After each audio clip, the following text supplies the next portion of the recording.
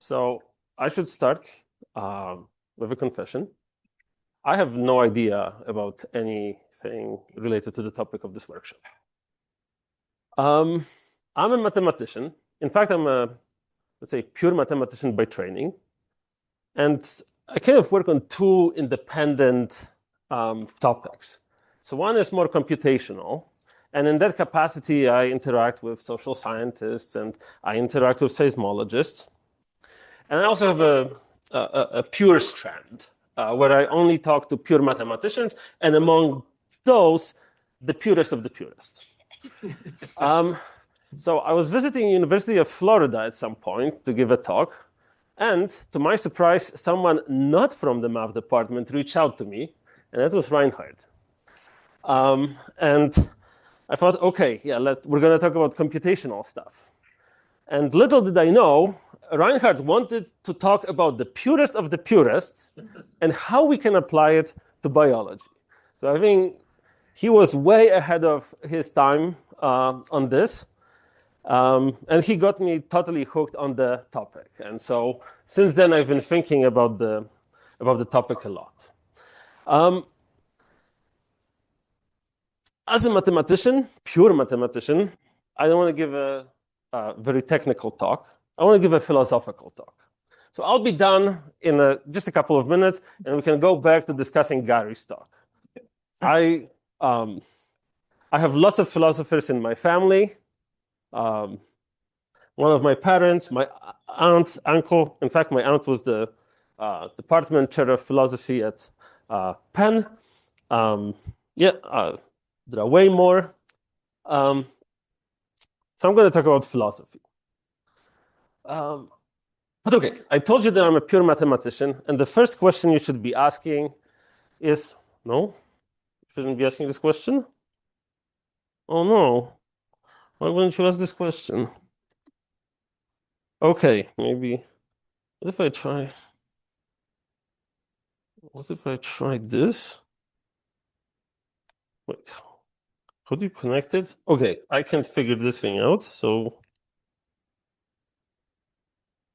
Little black I think you just use the down arrow. Yeah.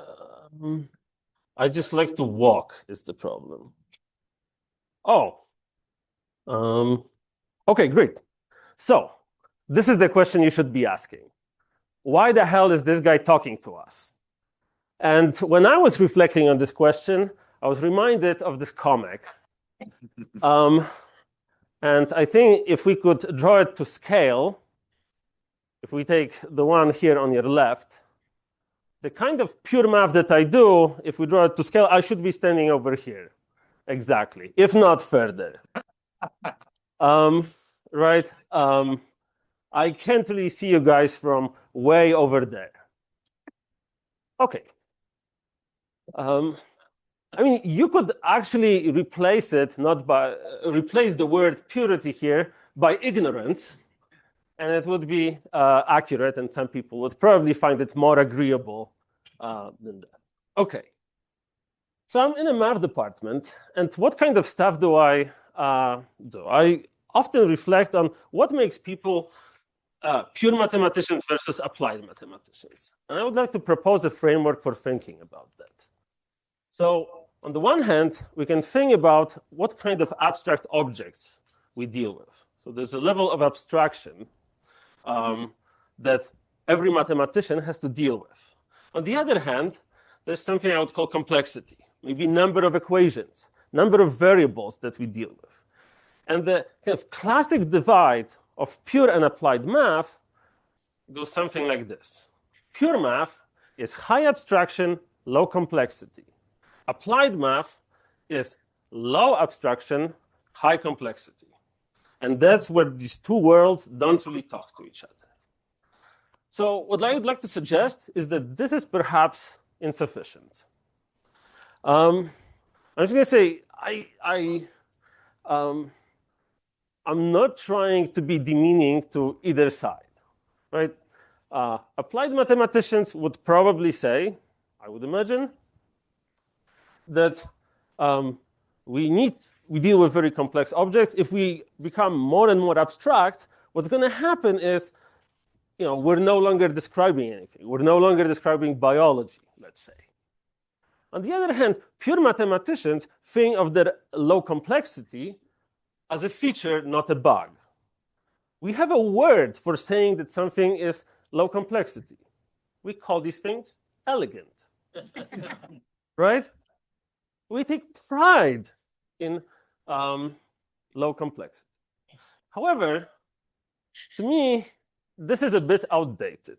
When I think about my colleagues from the applied side, they would fall roughly in these things. And to me, this distinction goes back to the space race times, which I don't know how many of us remember.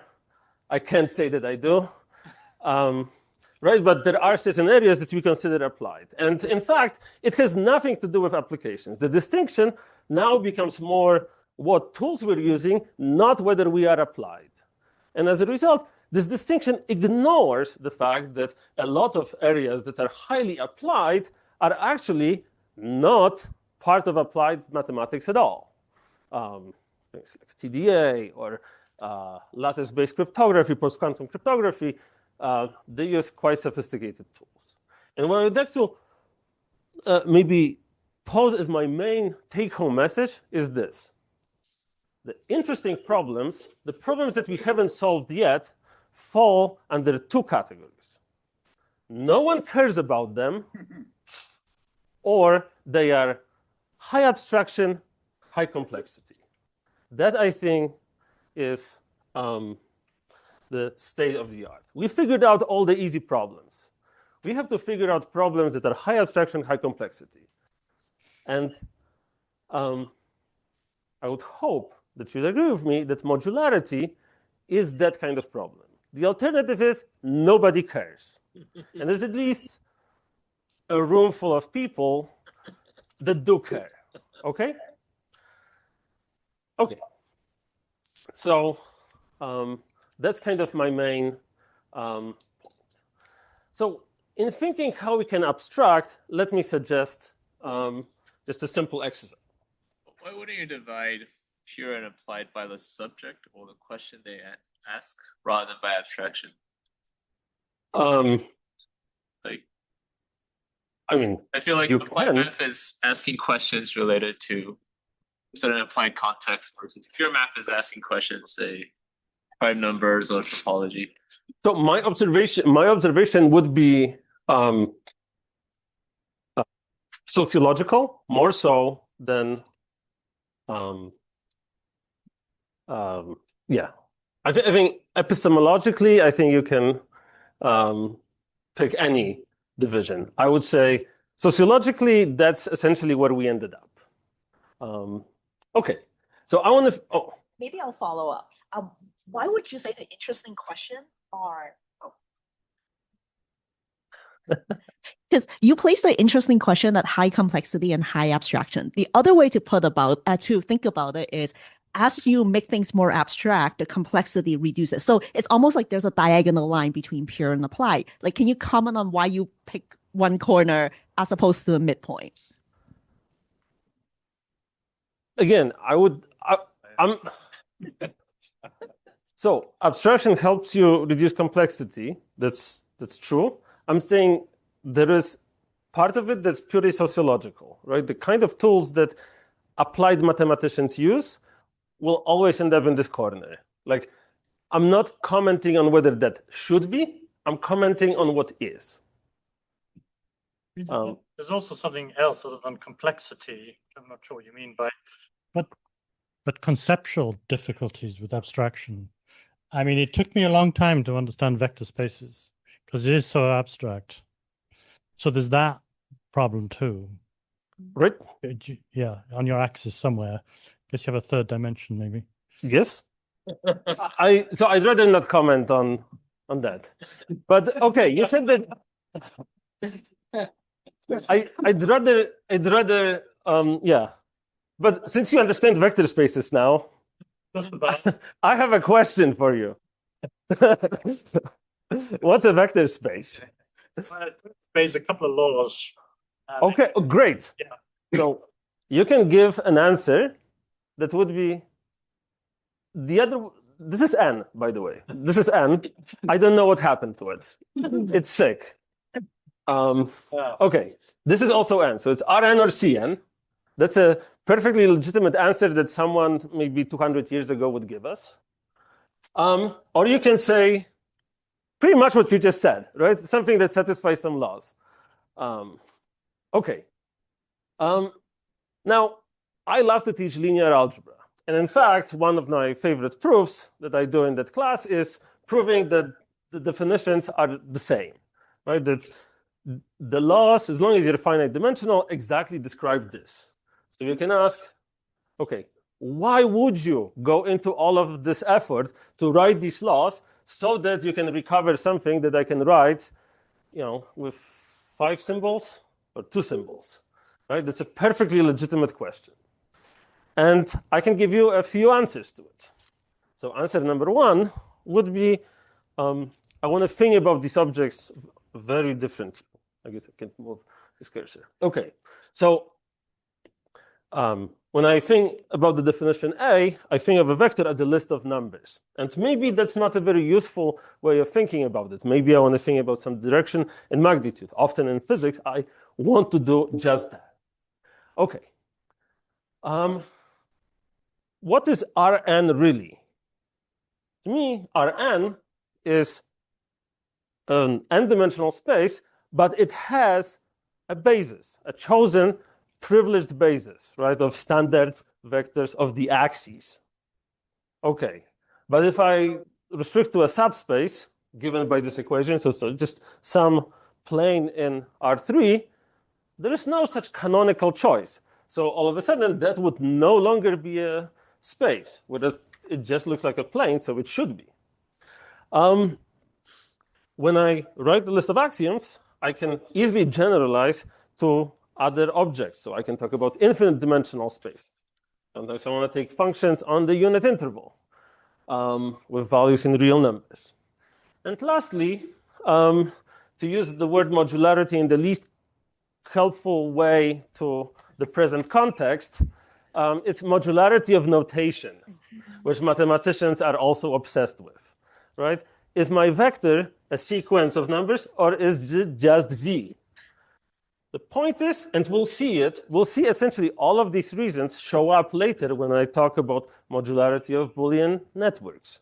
All of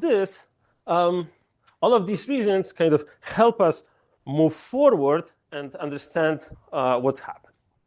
Okay, so I want to describe for you a classic tools for generalizing. It's what people call mathematics of mathematics or meta-mathematics. It's category theory. So category theory is supposed to offer a bird's eye view of math, and it's supposed to help us find common threads and generalize things. So let me give you the definition of a category. As you can see, I can't really break with Blackboard talks where I just write definition, theorem, and so on. So I keep writing def, theorem, and so on because that's how I was raised. Okay. So what is a category? A category consists of a collection of objects that we typically denote with letters C and D, okay, just some collection of objects. And then there is a collection of morphisms, which we write as F, C, R, O, D, whatever this may be, right? So we think of a morphism as transforming one object to another. That's all there is to it. And now morphisms can be composed, meaning if I have 3 objects, C, D, and E, and I have a morphism F from C to D, and a morphism G from D to E, I get a composite of them, a morphism from C to E. So if I can move from here to here and from here to here, I can just go all the way. And this is required to satisfy 2 conditions. So this composition law should be associative. So if I have now 3 morphisms and I compose them, it doesn't matter which way I do it in. And unital, meaning that for every object, there is some identity on it that just doesn't do anything. It's a trivial transformation. And the main philosophy in this thing is that I want to study objects of my category. And they could be sets, dynamical systems, graphs. So the objects would be graphs, systems, whatever. And the morphisms would be transformations between them. And the way I'm going to study them is not by taking them apart and trying to look inside, but instead I'm going to look at them by how they interact with other objects. So I'm going to use morphisms to that. Okay, does that make sense roughly? Good. Okay, great. This sounds like algebra. It is one way of saying it. It is the algebra of math. Yes. So it's algebra. Oh, maybe like graduate school algebra. Yeah. Yeah. Okay. But yeah, this is absolutely part of algebra. Okay. So here are some of my favorite categories. There's the category of sets. So here objects are sets and morphisms are functions. So just assignments of elements to elements. There's a category of vect K. So these are vector spaces over a fixed field, and then linear transformations are the morphisms in this category. There is a category of digraphs. So objects are directed graphs, things that look like this. Right? There are nodes and directed edges between them, and then there are digraphs homomorphisms between them. That's a very interesting category. Another interesting category that I'll call DDS is the category of discrete dynamical systems. What is a discrete dynamical system? Well, it's a set together with a function f from this set to itself. So my system is discrete, and it's kind of time discrete as well. And the morphisms are system transformations, and by which I mean if I have a system x, f, and then another system y, g, then a function between them is a system's transformation if, well, it kind of commutes with the morphism here, right? So if I have, I can apply my transformation f and then go to y, or I can go to y and then apply the transformation. It shouldn't matter. So it kind of, you can say that it preserves dynamics of that system. Of course, I can consider other systems. I can consider X to be a topological space. Maybe there's a measurable space, and yeah, I can do a lot of different things. Okay, I can organize categories into a category, right? So now categories will be objects, and I have to tell you what the morphism of them is. So the object, it's so a functor from a category C to a category D assigns to every object in C an object in D, and to every morphism of C a morphism of D that preserves composition and identities. Okay, so whatever structure you had in C needs to be present in D.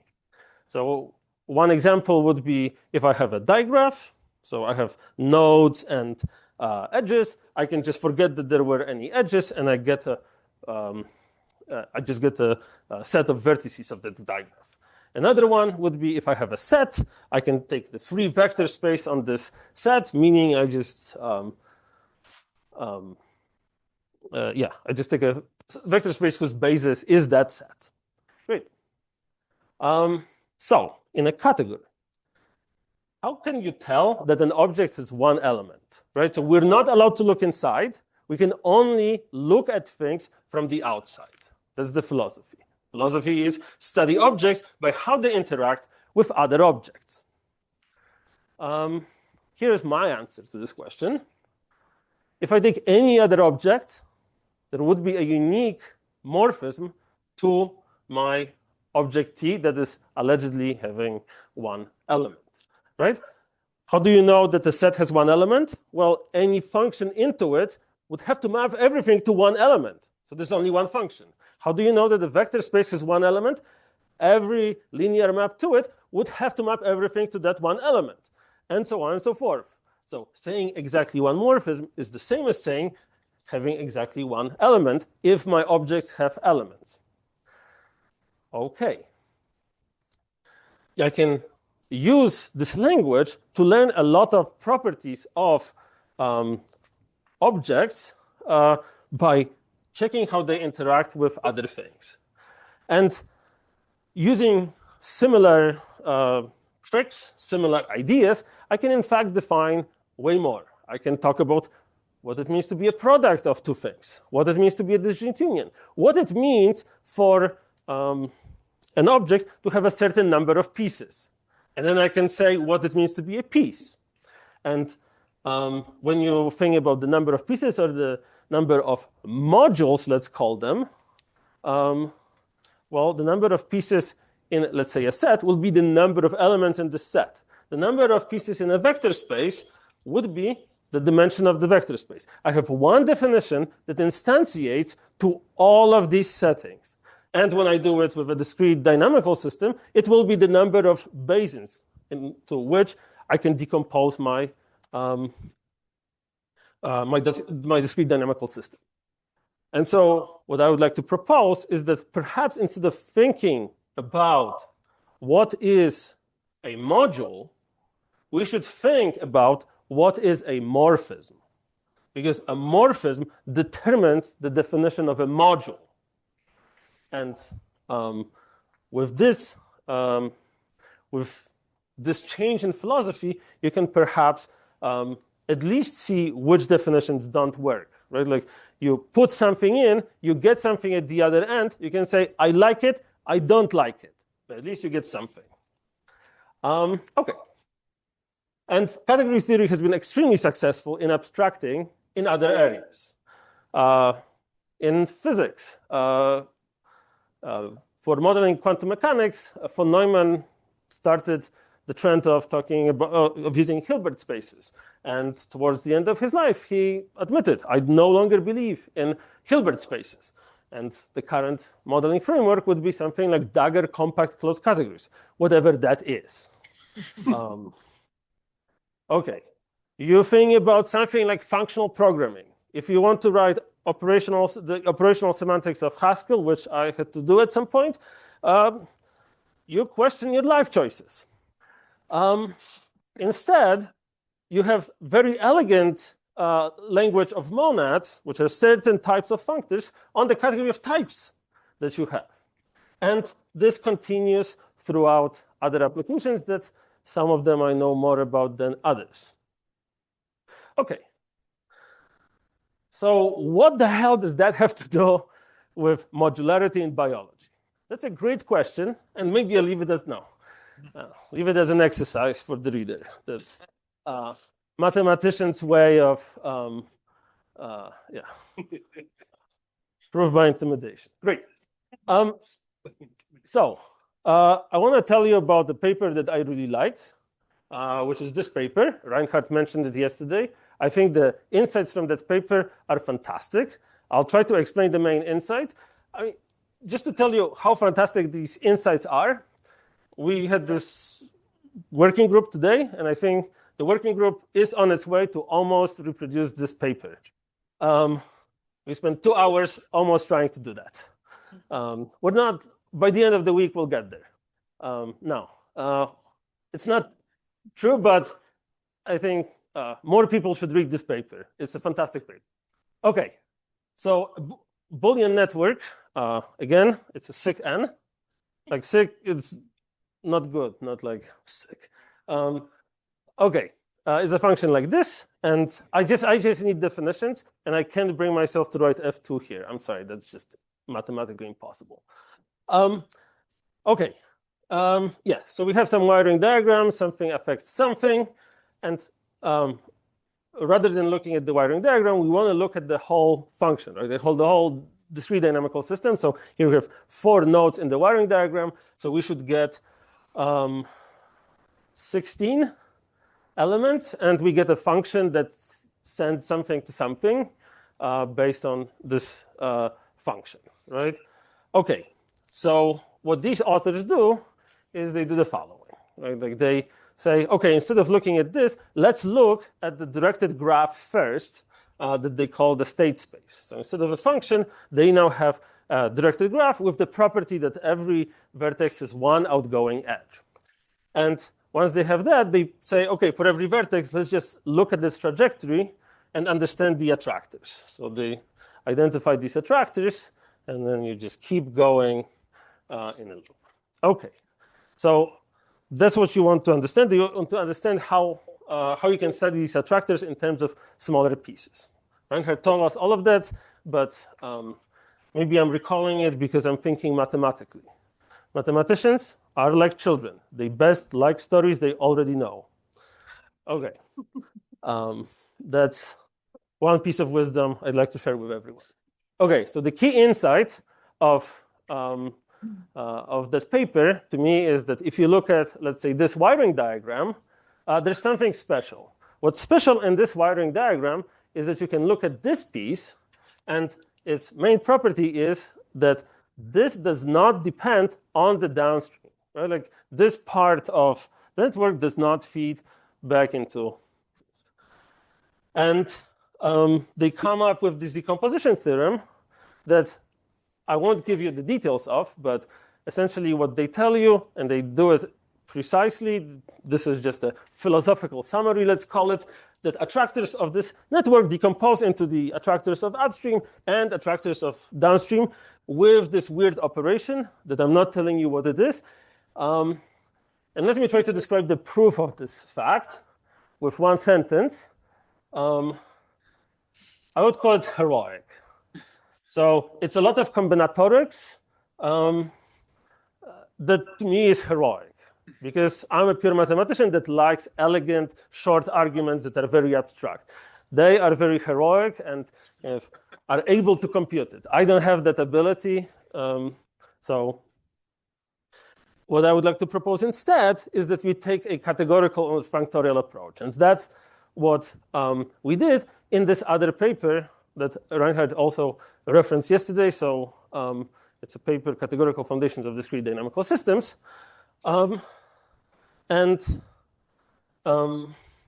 Yeah, let me briefly describe what our paper does that the other paper didn't do. So first, let me remind you that their paper starts with this assignment to a Boolean network of a digraph. So this is this step in the reasoning. This is a Boolean network, just a function from 2 to the n to 2 to the n, and you get a digraph out of it.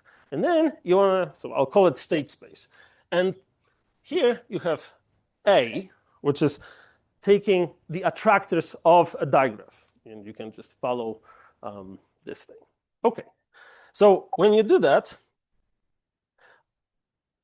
our contribution is first replace Boolean networks with discrete dynamical systems. And then realize that you can keep track of attractors in a kind of elegant way using something that we call cycle sets. I'm not going to tell you now what cycle sets are. I can later, if you really are brave. But the point is that there is some structure on the collection of all attractors that allows you to keep track of the attractors of a digraph in a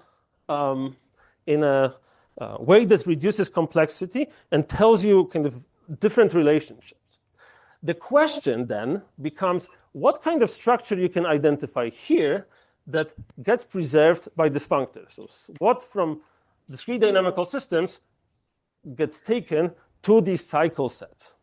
And that to me is a way of quantifying modularity. Perhaps a different way of rephrasing it is, right, these are our systems. This is where the dynamics lives. And what they write in their paper is that they have a link between structure and dynamics. I would rephrase it as modularity really asks about how structure, bless you, structure of the system compares to the structure of dynamics. It's not structure versus dynamics, it's structure of the system versus structure of dynamics. So we not only generalize, so we recover their theorem, but we in fact generalize it from Boolean networks to all discrete dynamical systems. And there's essentially no proof. As soon as we're able to write down the functors, this is immediate from the definitions. And that's the point of abstraction here. And let me bring it back to the point about vector spaces. What's a Boolean network? It's 2 to the n. What's a discrete dynamical system? Is just something satisfying some laws. What we did is exactly taking an argument for Rn and replacing it with an argument for an abstract vector space. This is the same generalization that happened to linear algebra 100 years ago. Okay, so in conclusion, here's what I would say.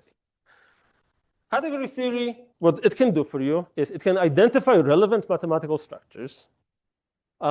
It can simplify and generalize proofs. And it can provide language where there isn't necessarily a language to talk about something.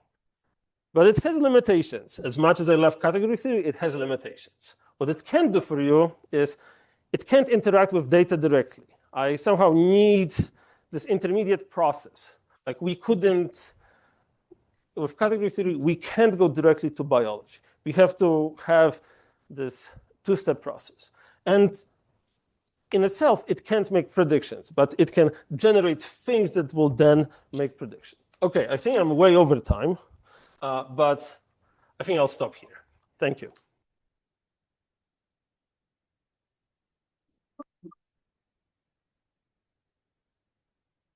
Okay. I'm curious. Are you familiar with object-oriented programming?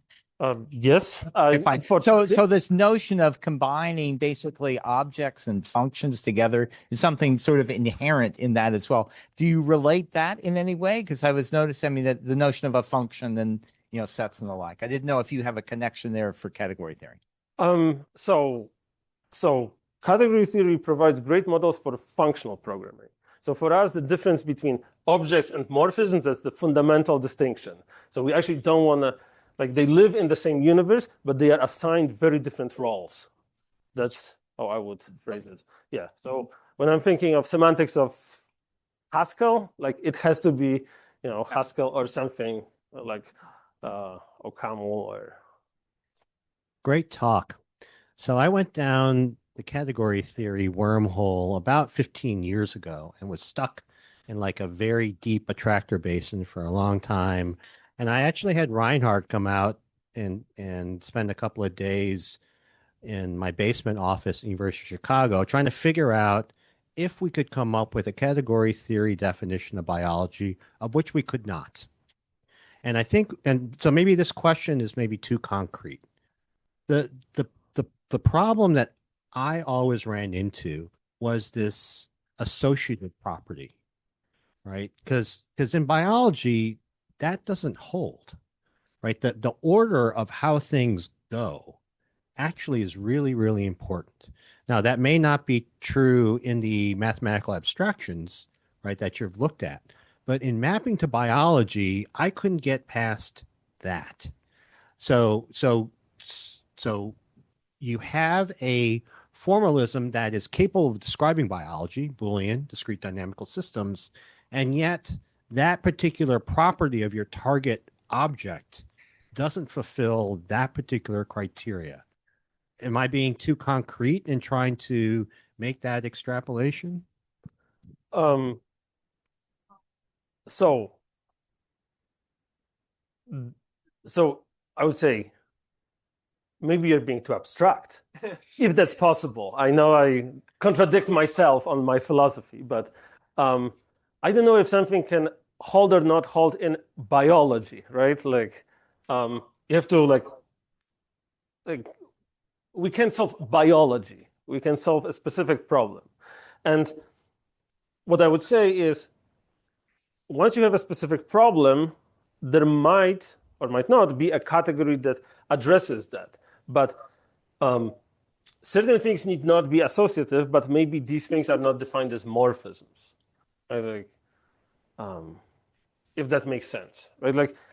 A lot of processes, like how something influences something, we define it as a digraph, right? That there is a digraph, and maybe it's a weighted digraph, meaning that there are arrows and there are weights assigned to these arrows, right?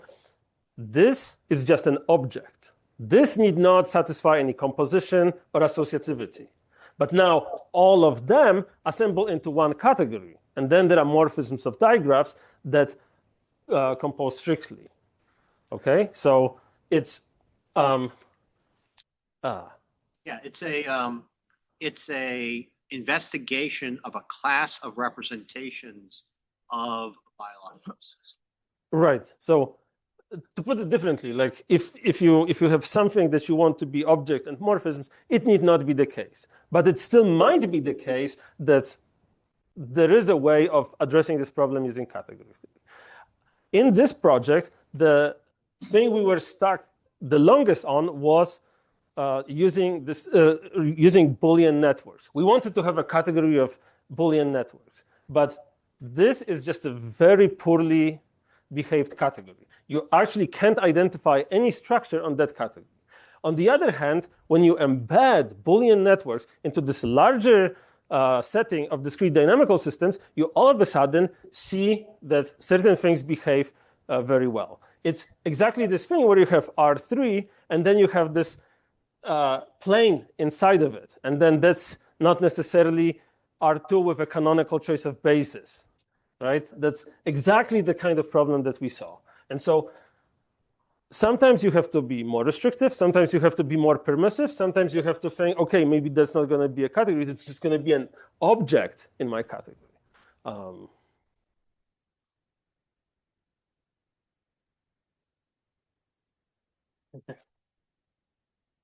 Thank you. Great talk. So very specific question, right? And I want to see how you think through that.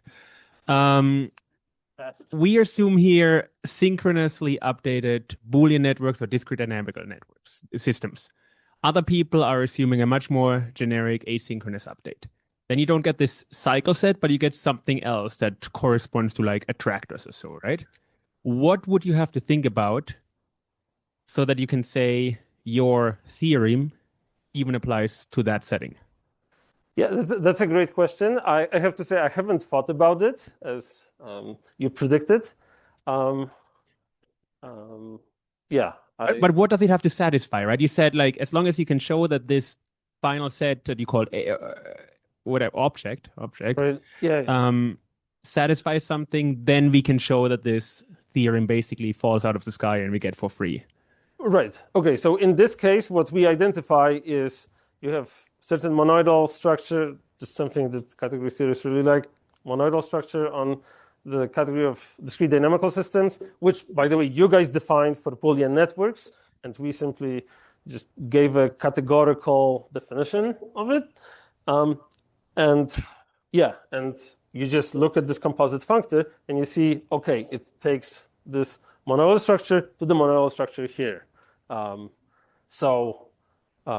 I think there are two things to be said. So category theory can give you a hint what these interesting structures might be.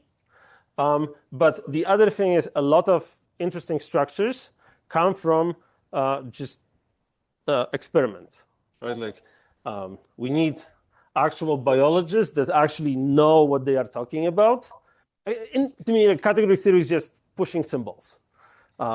And you can get some mileage out of that. But at some point, someone that knows what they are doing needs to get involved. You need to have adults in the room, and then they can tell us, we kind of want to understand this structure. And for us, like you guys told us, okay, we want to understand how to do these kind of networks with non-autonomous networks with was it dependent inputs? I forget the nomenclature for that, but like yeah, these were these non-autonomous. So yeah, so that's a key insight that comes from someone who knows what they are talking about.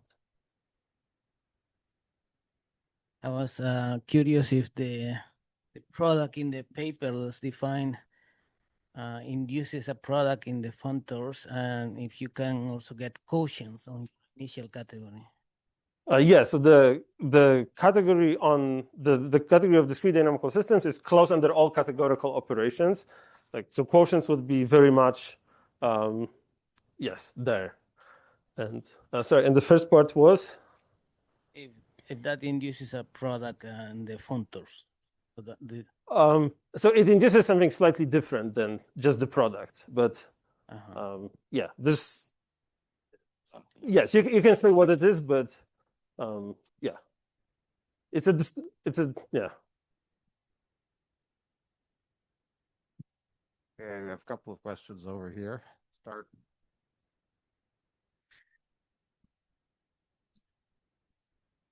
Hi, thank you for the talk. So basically, I want to ask one question that you said that it can't interact with the data directly. But there are kind of category theory-based softwares like CatCollab and Algebraic Julia. They're built on double categories, like software is built out of double categorical structures. And they are meant to study real-world systems in a compositional way. So, I mean, like, because applied category theory community usually works with those. I mean, whenever they build some compositional theory of some systems, then they try to make softwares for them so that we can develop compositional theory in a practical way. So, I mean, I can understand maybe there is no, at the moment, I mean, we can't see the direct way how to translate that into that kind of software, but I mean, in general, why this statement is true, that's... Yeah, I think this statement to me comes from the fact that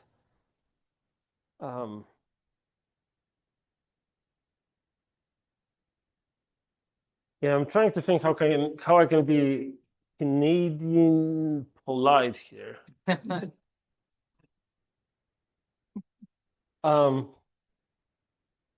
I don't know if I can. Yeah. Yeah, so I just don't know of any such legitimate applications. Okay. Let's put it this way. I think what you alluded to, like, or yeah, the kinds of applications that come to mind from the applied category theory community, they are mostly, the problems are not applied. I'll leave it at that. Sure. I have a question that borders on the nonsensical to the philosophical, but maybe you can clarify. So if I understand the first tangible definition of modularity, it depends on it's not unique, right? Like if you have a different representation of what the Boolean network would look like, if you change your basis, the connected components might differ. In your definition, is it, first of all, are modules identifiable? Like if you write down your categorical nonsense, like can you identify them and compute them? And then second, are they unique? Like are they biological interpretable? Everything is just as unique as it would be for, yeah, the preceding paper. Yeah. Okay. Yeah. Just connecting the question regarding the order mattering. So I see more the order associativity, not associativity. Yeah, I wanted to mention that. So order matters in biology, but you didn't say you need commutativity. No. Yeah. Okay, I'll just write what I need. Yeah, I think that people need to see that a bit. Yep. So when you're writing, I would relate that more. In biology, I would say that's more like nesting. Somebody might be studying cells, which just happen to be inside organs, inside of an organism. Somebody else might be studying organs, which just happen to be inside organisms that have cells inside, but they are the same thing. They are the same thing. Yeah. I mean, in some sense, Gary's definition or notion of modules is actually more satisfying, right? Because if you think about a gene regulatory network, yes, you could represent it as these discrete dynamical systems and generate the Boolean model, but you could also look at it as a stochastic process. You can look at it in ODE model. And ideally, like you should have very similar notions of biological modules that will give you maybe slightly different conclusions based on the context of the math modeling, right? Like how would you build that notion of biological module into category theory? Okay, so I would say, oh, there we go. Right, so for us, it comes from the category here, discrete dynamical systems. And one, you can modify what morphisms are in this category, for instance, what it means to be a transformation of discrete dynamical systems. It's kind of, you take the notion of a morphism. So for me, it was the commutative square, right? And then that changes what you think of as a piece. In fact, I think Konstantin, maybe your student, I'm sorry, Bush, do I remember the name correctly? Had the whole PhD thesis about different notions of morphisms of discrete dynamical systems and different categories of discrete dynamical systems. Once you start with a different category, that changes what you see as different modules, essentially. And so no hope of getting back to sense of biological module in terms of like this module performs this function and so forth. So I think biology informs the definition of a morphism, right? And that determines what a module is. And, I'm going to ask again probably another dumb question. I mean, with dynamical systems or with the Boolean networks, I understand how to come up with attractors. I know what find the topology of the attractor space. If I add, so you start out, can you go back to the basically your digraph picture with the network before this, where you actually, where you show an example of a network. Maybe it was this? Even one back before that, Okay, start with this. Now, suppose I add a pair of operators that deleted add connections. That's now a more complicated space than the one I started with, because you have additional, I don't know, I'd say functions, but whatever you're going to call them. I don't know how those operators are going to change the attractor space a priori, but they will in some way. Is that something one could use this kind of approach on? Because if you could, then all of the things that I'm worrying about, which is in this multicellular world that Gary and I live in, the connections between things are not stable. They're always forming and breaking again. If you have invariances under those additional operators, then suddenly you could do things that you couldn't do before. So I didn't have an answer that like, oh yeah, then we just do this, right? Like I haven't solved modularity, right? Like, and I'm not claiming that category theory alone can fix it, right? Or can solve it. What I would say, it gives you some language where to start thinking about what this change would be. Like if I move from this to this. For instance, one thing that we were essentially discussing in our working group earlier is what happens if this graph is a weighted graph, right? Where maybe this impacts this, but this impacts it only a little bit, right? So maybe these arrows carry some weights, and what would you do then? And we don't have an answer, right? But I would say we have a framework in which we could start asking these questions and then coming up with answers. Well, my example is fundamentally a specialization of, imagine you have an all-to-all graph, arbitrary weight with weights. Yep. And then I'm doing something that's transforming the weights. So it's an equivalent question. Yeah. So I mean, like you can model it in a variety of ways. I don't know off the top of my head which one would be. Sorry, I'll just speed up through these animations to get to my picture. Come on. Yeah, that happens with too much tech. Okay, so what you're saying is, okay, so I'm gonna perform some modification here that I can model it, for instance, as a morphism, or maybe a collection of morphisms in the category of discrete dynamical systems, and I can look at the effect of this composite functor on these morphisms. Another thing is maybe this is a transformation that I apply to discrete dynamical systems. So I have another functor, which is kind of an endo functor. It goes from DDS to DDS, like a little loop here. And then I'm looking at the composite of three functors. I have multiple ways of phrasing this question. I can't think of a solution right now, but I can immediately think of a few ways in which I would approach this question, and then I would have to come back to you to see what kind of answer would make you happy, right? Like,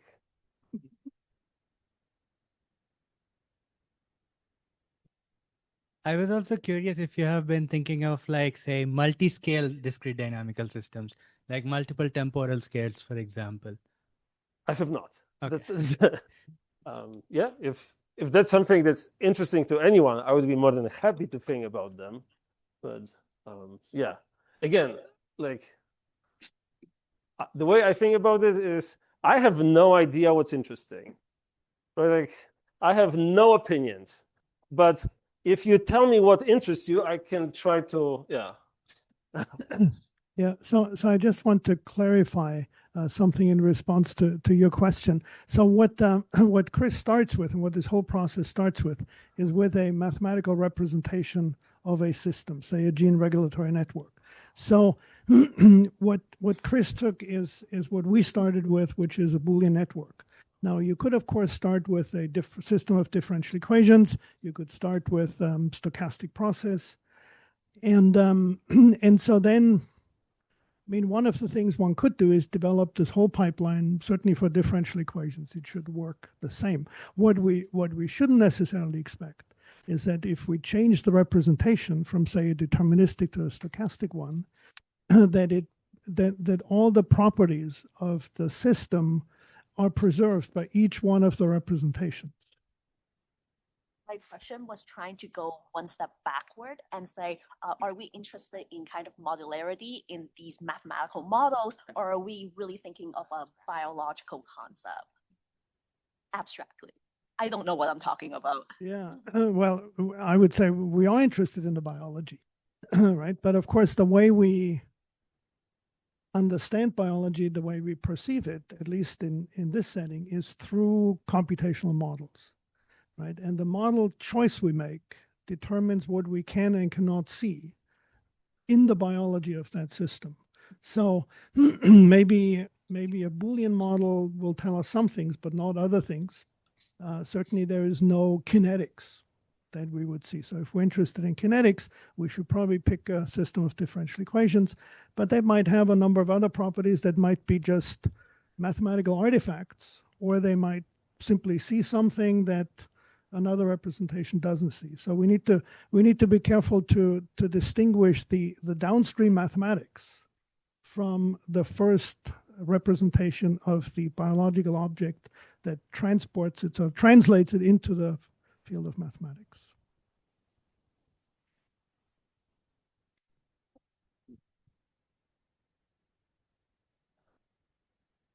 And then after Gary's question, Gary is fair game to ask more questions too, because there were open discussion now. Yeah. I said I would All right. 15 minutes. And So let me pose something that I just made up after looking at Google.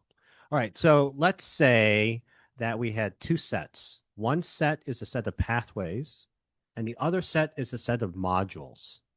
All right. And based on my definition I put in, right there, the relationship between a set of pathways and a set of modules is surjective, right? That there is more than one, or at least one, but maybe more than one connection, right, between those two, from one to the other, right? Can you do anything with that particular concept of, because to me, that is a response to this question about, is there a way from a kind of set theoretical way, right, to describe what I described verbally, right? This idea that there is multiple pathways of paths to a common module, and is there any utility in that particular concept? I'm not asking, I mean, this is a point of maybe future discussion. I just want to know how wrong that idea might be, right? Because I'm just thinking in terms of trying to represent what I was thinking about in mathematical terms. Because that defines a particular type of morphism between those two sets, right? That is a epimorphism from the pathway to the module set. Yeah, so I think, yeah, I think I don't have an answer at this level of, yeah. I mean, I think you really have to think about a more specific question at each time. Yeah, like, yeah.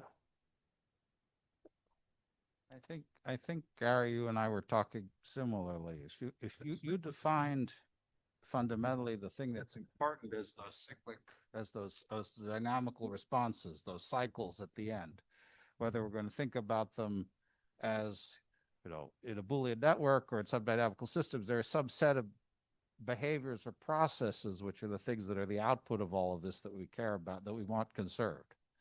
Yeah, so just thinking about it in terms of biology, eventually ending up with a mathematical description that has some utility, right? At the left side is the set of pathways that we are interested in, right? There is a morphism of some sort, a mapping of that set onto this other set of biologically defined objects we would call modules.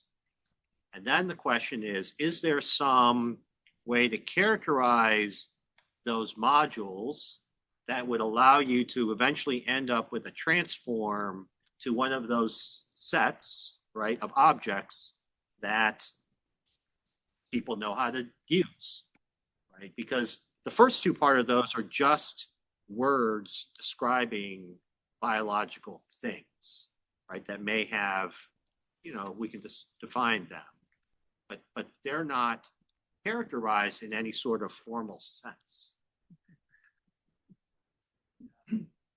Reinhardt.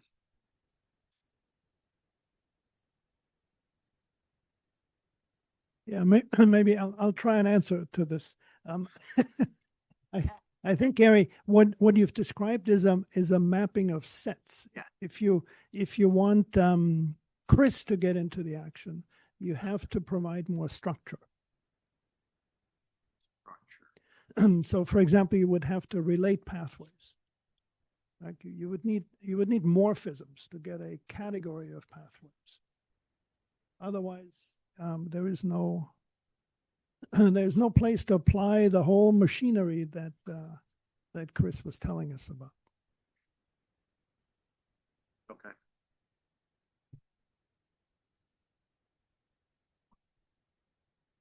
So let me try again. I'm still not understanding. I'm tired and I'm not bright. So suppose that I have a set of nodes and I have a set of connections between nodes, and those have some functional form. They could be ODEs, they could be stochastic, I don't care. They do something. They transform the values at the node. And now I define a set of transformations that change each of those interactions in some way. In a simple way, like deleting or creating them, not that that's simple, or changing weights or changing functional forms. And now I define some sort of quotient space where I say this is now the set of all transformations possible on that network that leave the topology of the basin of attraction of the behavior of those networks invariant. Would that be a legitimate question? It would be. So, for example, one instantiation of what you describe is Ilya Shmulevich's probabilistic Boolean networks, right? Where instead of having one logical function in each node, you have a collection of them, which corresponds to collections of relationships that have some probability distribution attached to them, right? And then you have a richer category that you can apply this machinery to. So yeah, that would be a perfectly legitimate question. Okay, thank you. To your problem. So what if, okay, so let's say we focus on some organism and we know chemical reactions and you can organize them into pathways. So now we have a set of pathways. Now the object that I want to consider would be the set of non-injective function from the set of pathway to this mysterious thing called the set of modules.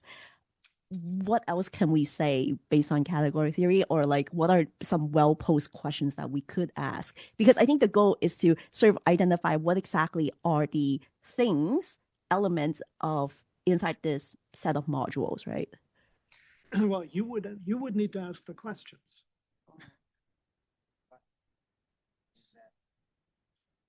And then Chris may or may not be able to give you an answer. Okay.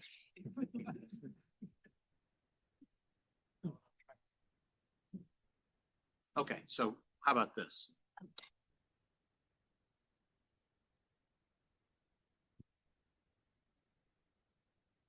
Let's say that you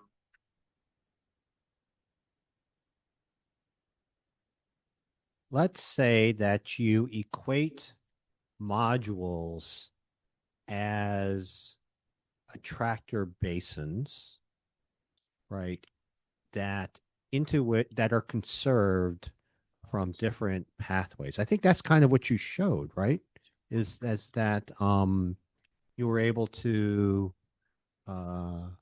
your definition of a module were these separate attractors, right, from your Boolean network, right? Am I interpreting that correctly? No, it was. There were some graphs of the wiring diagram. There were, right, you divide up the dependency graph, how the variables depend on each other. They needed to be, strongly connected in the sense that every node has a directed path to every other node. And so that gives you a unique decomposition into pieces. And what we showed in, as Chris said, in heroic fashion, was that then you actually get a very similar decomposition of the state space, of the attractors. And that's what Chris in one fell swoop, once you have the definitions correct, then the general machinery of categories theory says, then this result is trivial.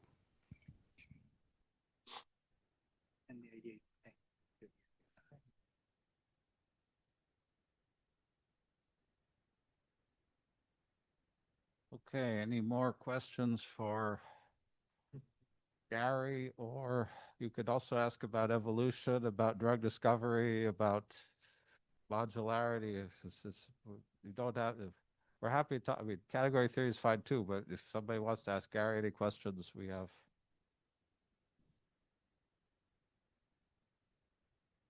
No. Can I ask you a question?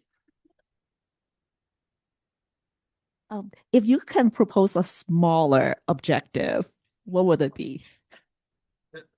Are you asking me? No, Gary. smaller objective than what? Like in the sense of something that is more tangible in the short to medium term. What would you like to see?